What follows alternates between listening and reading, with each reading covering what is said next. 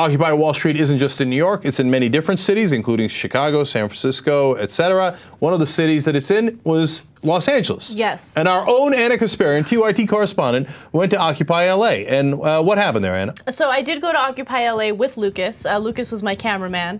And, you know, we didn't really know what to expect when we first arrived. I know that the protesters, or I knew that the protesters wanted to march from Pershing Square to City Hall, and then they were to occupy City Hall after that.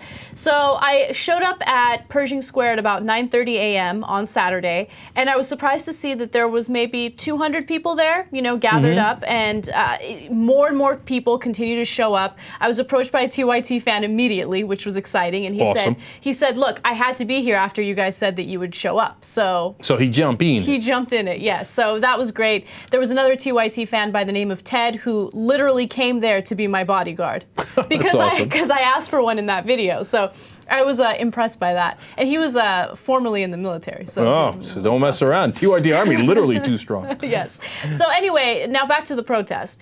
I have to say, it was one of the most inspirational things that I've ever seen in my life. I mean, I'm only 25 years old, but still, because you see all of these highly intelligent people come together, okay? Every single person I talked to was eloquent. Every single person I talked to knew what they were there for.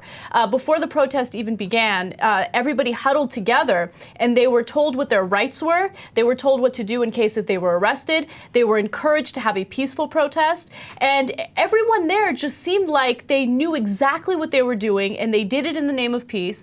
And you have police officers that were so awesome. Every police officer that we came across seemed to be completely cool. You know, there was no violence, at least no violence when I was there. I didn't witness anything bad. But we do have a part of the video that we put together for you guys. We're not going to show you the whole video because it's too long to do on the live show, but we want to show you a little bit of what we did on Saturday. So let's watch. We're here at Occupy LA, and we have a pretty decent turnout. It's about 10 a.m. in the morning here in Los Angeles, and you see a lot of young people here, a lot of people with awesome signs, and they're basically portraying a very, very clear message. It's my son and it's his son. It's the third generation. So we have to get involved. The New York Times made it seem as though the people who participate in these protests have no idea what they're protesting for. At the General Assembly meetings, there's about 150, 200 people there a night.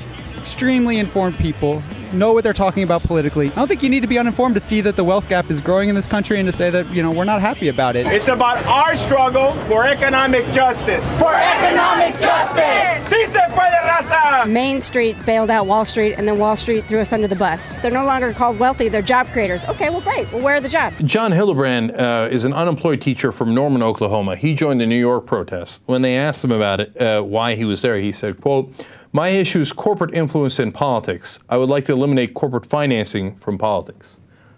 Yeah, that's only 1,000,000% right. It's 1,000,000% right, and it's such a clear message. What I don't understand is why the New York Times and the mainstream media, whenever they do any coverage, the little coverage that they do, they always act like these protesters have no idea what they're doing, right? They don't know what they're protesting for. They're just angry and they're confused. You know, they're like angry, confused druggies or something that don't know what they're doing. And it's so frustrating to see that kind of media coverage when the reality is so far from it.